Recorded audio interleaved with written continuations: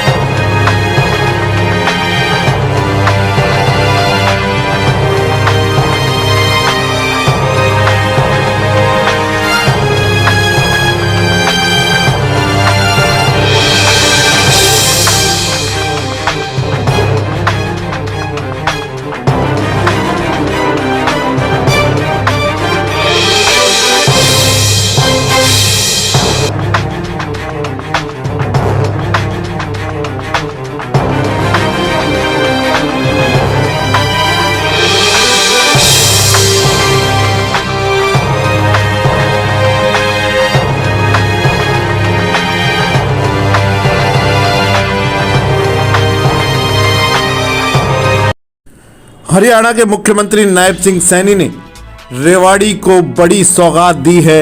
गणतंत्र दिवस के अवसर पर बतौर मुख्य अतिथि पहुंचे मुख्यमंत्री नायब सिंह सैनी ने रेवाड़ी में 5 इलेक्ट्रिक बसों का तोहफा दिया है। ये इलेक्ट्रिक बसें शहर और इसके आसपास के एरिया में चलेंगी।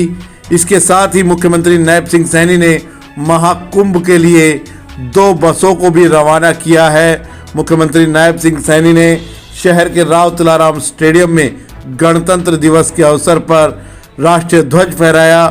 इस दौरान मुख्यमंत्री ने अहिरवाल की वीरता का भी यशोगान किया। राष्ट्रकवि रामधारी सिंह दिनकर की कविता कलम आज उनकी जय बोल का जयघोष किया और स्वतंत्रता आंदोलन में हरियाणा के वीरों की अहम भूमिका को भी याद किया। मुख्यमंत्री नायब सिंह सैनी ने कहा कि अहिरवाल के वीरों की वीरता को कभी भुलाया नहीं जा सकता। 1857 की क्रांति का बिगुल नसीबपुर के मैदान से फूंका गया था। मुख्यमंत्री नायब सिंह सैनी ने अमर शहीद राव तुलाराम को याद किया और ये भी याद किया कि कैसे उन्होंने अंग्रेजों के दांत खट्टे किए थे। रेजांगला युद्ध में शहादत देने वाले अहिरवाल के रणबांकुरों को भी मुख्यमंत्री नायब सिंह सैनी ने अपने भाषण के दौरान याद किया।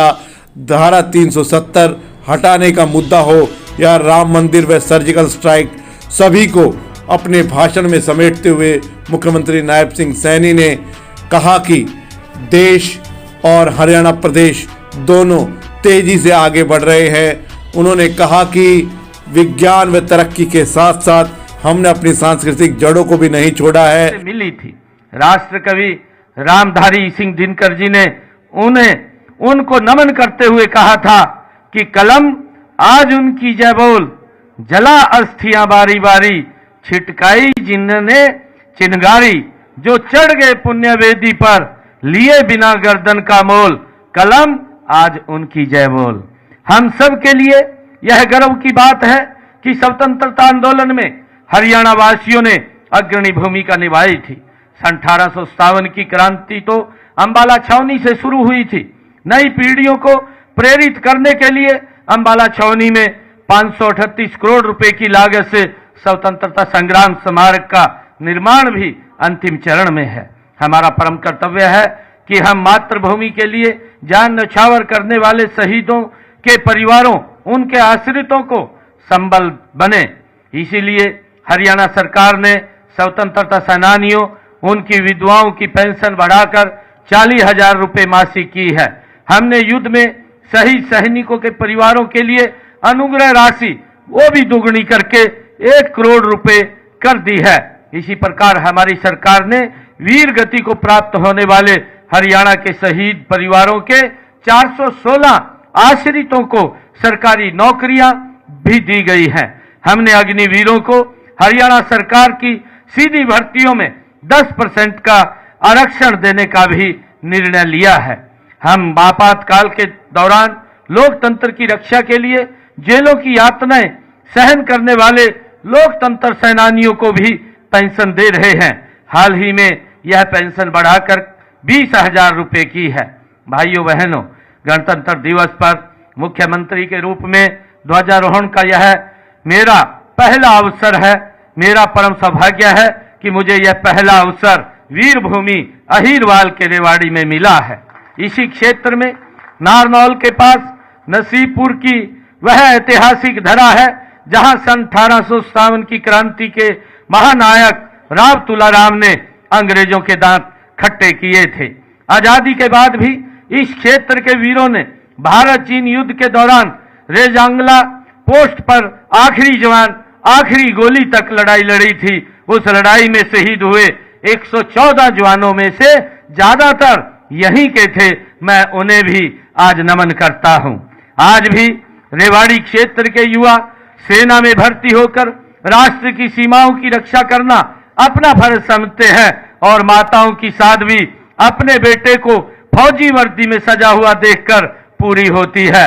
आज जब हम यह उत्सव मना रहे हैं तो मैं बताना चाहूंगा कि गणतंत्र की धारणा हमारे लिए नई नहीं है।